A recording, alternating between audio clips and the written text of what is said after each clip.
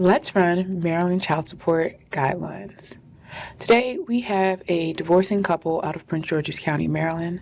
We have Lauren S., who is a nurse. Her gross monthly income is $7,000 per month. And we have David S., who is a police officer working for Prince George's County Police Department. He earns approximately $8,000 per month. They have two biological children together. That's Muhammad, who's 5, and Faith, who's 10.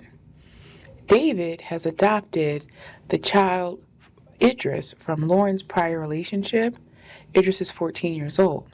There's an asterisk next to Idris's name because I want to show you the difference between what happens to child support when you adopt a child versus when you don't adopt a child in your combined families. So we've already included the incomes for the parties, and there's a few expenses we need to take care of. First, we're going to run all these guidelines assuming that Idris is adopted.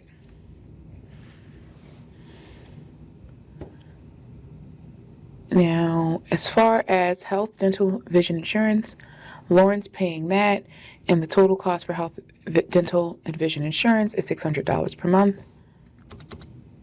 There are no child care costs, but there are private school tuition costs.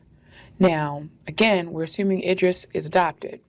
If Idris is adopted and the private school costs are $25,000 for all of the children, that cost is split equally between both parents. That means they're paying $1,041.66. The guidelines don't really take kindly to change, so we either round up or we round down. So with the additional expense, that's $1,042. They also have an extraordinary expense of $300 per month for therapy for one of the children. We're going to say that's for Faith, and that is split equally between the parties.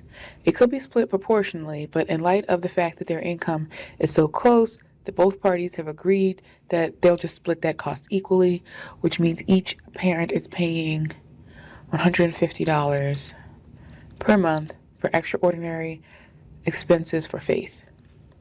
Then we have the fact that David is paying child support for a child from his relationship prior to his relationship with Lauren, and he is currently obligated to pay $1,200 per month for child support there. So it's a lot of expenses, it's a lot of moving parts, but let's get through it. Now, the number of overnights that David has with the children is equal to the number of overnights with Lauren. And when I say equal, I mean it's 183 or 182. That's as close as you can get to equal with an odd day calendar year.